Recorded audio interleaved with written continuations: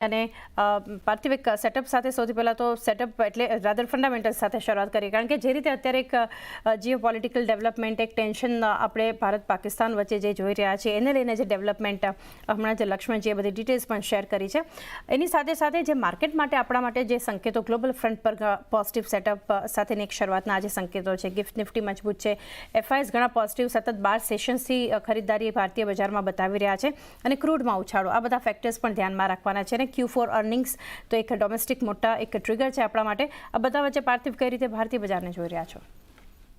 સૌને very good morning. C definitely I think global factors જોતા અને ખાસ કરીને આપણા ડોમેસ્ટિક મેક્રોઝના બી વ્યૂઝ જોઈએ તો ઇન્ડિયા ઇઝ ડેફિનેટલી સ્ટ્રેન્થનિંગ. સૌથી પહેલા તો આપણે જોઈએ કે જે ટ્વિન બેલેન્સ શીટ છે એ આપણું રિઝનેબલી સ્ટ્રોંગ છે. Government spending is on a capex mode અને ડેફિનેટલી ત્યાં દેખાઈ રહ્યું છે કે આ વર્ષ આઈ થિંક લાસ્ટ યર કરતા જે સ્પેન્ડ પ્રોડક્ટિવિટી છે એ ઘણી સ્ટ્રોંગ રહેશે, which will percolate into better orders and better working capital management for a lot of infra players. Monsoon onset I think જે રીતનું પ્રિડિક્શન છે ફ્રોમ આઈએમડી, આઈ થિંક એ પણ એક ઘણો એન્કરેજિંગ સાઇન છે. ઓલરેડી આપણે જોયું કે રૂરલ ઇકોનોમીમાંથી ઘણા ગ્રીન શૂટ્સ હોવાના લીધે ત્યાંથી ડિમાન્ડ અને consumption spend is improving on an improving trajectory. અને અર્બનમાં આઈ થિંક જે રીતે મેસિવ ટેક્સ બ્રેક્સ આપ્યા છે ગવર્મેન્ટે, probably after a 2 or 3 quarter lag કદાચ ત્યાંથી પણ આપણે જોઈશું કે એક પોઝિટિવ ઇમ્પેટસ પાછું ચાલુ થાય. Overall I think earnings I would say કે નોટ ધેટ ગ્રેટ, પણ એવા કોઈ ડિસઅપોઇન્ટમેન્ટ પણ નથી. I think we are talking of earnings growth overall of say Nifty 500 stocks to the tune of around 10 to 12%. એટલે એવા સંદર્ભમાં I think earnings kind of એક રિઝનેબલ છે. અને ઓવરઓલ આઈ થિંક નિફ્ટીનું વેલ્યુએશનની આ લેવલ્સ પર વાત કરું તો we are talking of valuation of forward multiple of 19.4, જે હિસ્ટોરિકલ એવરેજીસની કાઇન્ડ ઓફ આસપાસ છે. એટલે વેલ્યુએશન્સ પણ એક્સપેન્સિવ નથી. અને આઈ થિંક જે આપણે છેલ્લા સતત બે મહિનાથી જોઈ રહ્યા છે કે FPI money is returning, and I know one of the major reasons being that dollar has been weakening against the global currencies. Evident from the fact that dollar index I think has been continuously in a downward trajectory. I think definitely both સારું board કરે છે for the inflows in emerging market countries like India.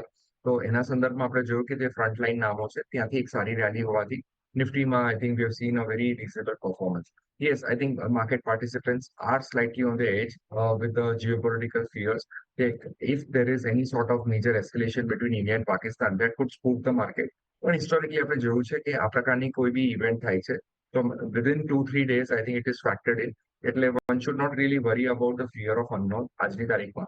અને one will have to have a very selected portfolio, કારણ કે માર્કેટ્સમાં હજી બી ડિસ્ક્રિપન્સી છે in terms of અમુક એવા પોકેટ્સ છે જ્યાં વેલ્યુએશન્સ બહુ જ એક્સપેન્સિવ છે અને અમુક અહીંયા પોકેટ્સ છે કે જ્યાં thanks to the earnings momentum valuations R coming to a reasonable level. એટલે we'll have to separate the men from the boys. But overall, I think long-term outlook market માટે positive છે. અને maybe the market could hover in a range in terms of a worst case scenario of 22,800 and an upside around 25%. 22,800 first case સિનારીઓ થાય છે અને 25,000 ઉપરની તરફ levels ધ્યાનમાં રાખો. એક માર્કેટ માટે લોંગ ટર્મ આઉટલુક પોઝિટિવ.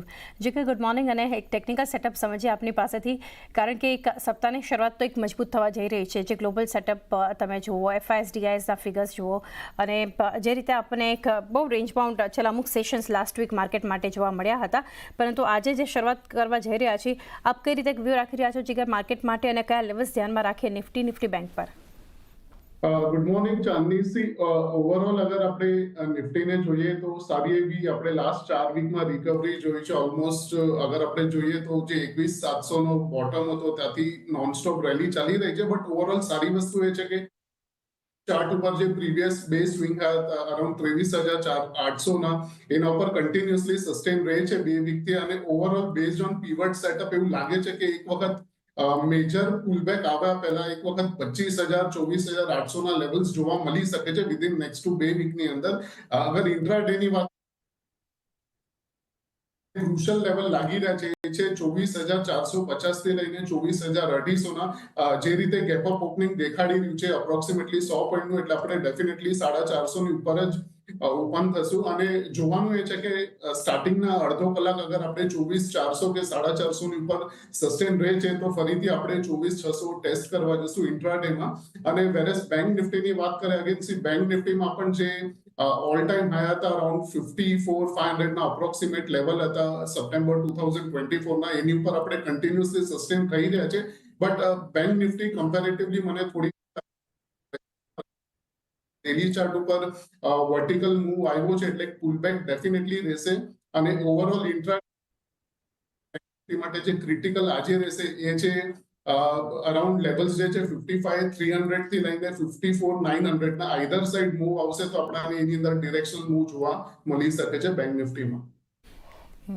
તો અહીંયા ખાસ કરીને 24,450 ઉપરની એક શરૂઆત અને લેવલ્સ ટકે તો એક મજબૂતી આગળ વધી શકે છે ઓવરઓલ ઇક્વિટી માર્કેટ માટે. તો એ સાથે જ હવે એક બ્રેક લઈએ.